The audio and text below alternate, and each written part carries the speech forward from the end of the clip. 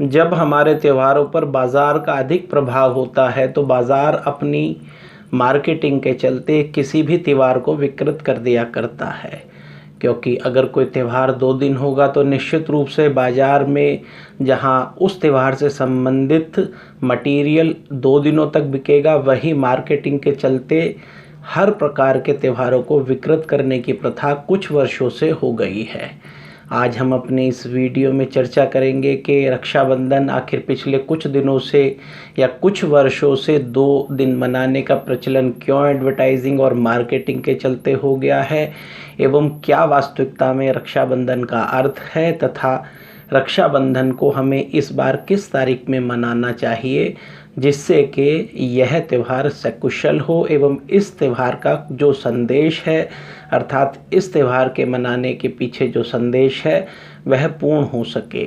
सबसे पहले जो समझने की बात है वह यह है, रक्षाबंधन का पर्व वह है कि जब भाई अपनी बहन अथवा बहन रूपी हर उस स्त्री के रक्षा का वचन देता है, तो यह रक्षा का बंधन होता है। वह स्त्री जो रक्षा का वचन लेती है वह भाइयों के हाथ में जहाँ रक्षा सूत्र बांधती है, वहीं वह यह उन भाइयों से आशा करती है कि वह उसकी रक्षा करे एवं बुरे वक्त में वह बिना बुलाए ही अथवा बुलाने की या सूचना के माध्यम से आए एवं उसकी मदद करें। तो इस त्यौहार में जहाँ एक और कर्तव्य का बोध होता है, वहीं यह त्यौहार रक्षा से संबंधित होने के कारण डिफेंसिव है, अर्थात उन सभी चीज़ों का जो ऑफेंसिव हैं एवं जिसमें कार्य का बहुत त्वरित गमन होता है, वहीं पर ही मुहूर्त की अभी वंचना की जाती है तथा वही मुहूर्त की आशा भी की जाती है। चूँकि यह कर्तव्य बोध का त्यौहार है एवं डिफेंसिव मोड का है, तो यहाँ पर हमें यह देखना है कि कर्तव्य जब कोई समस्या आ पड़ती है तो करना होता है, या कर्तव्य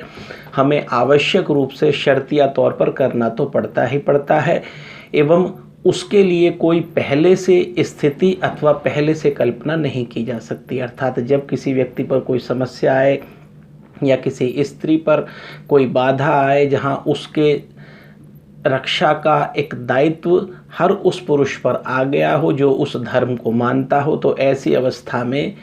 उस व्यक्ति को यह नहीं देखना चाहिए कि किस मुहूर्त में वह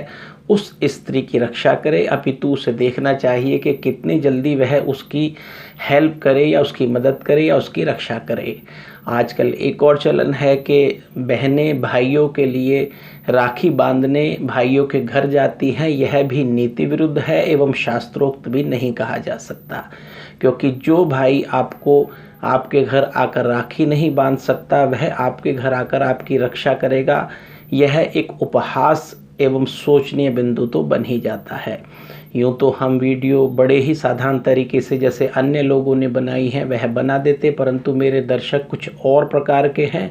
एवं मेरे सभी शिष्य भी आशा करते हैं कि हम उन उलझे हुए चीज़ों पर एकदम दृष्टि डालें एवं ज्योतिषीय विवेचना के साथ उन पर चर्चा भी करें। तो यह त्यौहार इस वर्ष जो रक्षाबंधन का त्यौहार है वह 30 अगस्त को जब सुबह 10:58 होंगे तो पूर्णिमा तिथि एंटर करेगी या आ जाएगी, एवं यह पूर्णिमा तिथि अगले दिन 31 अगस्त को सुबह 7:05 रहेगी। तो लगभग इस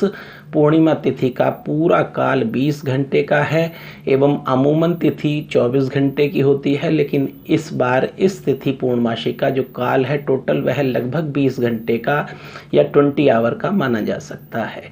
इस 20 घंटे को अगर हम 4 हिस्सों में डिवाइड करें तो निश्चित रूप से जो आरंभिक 5 घंटे हैं वह लगभग 11 बजे से, अगर उसमें 5 घंटे जोड़ें तो शाम को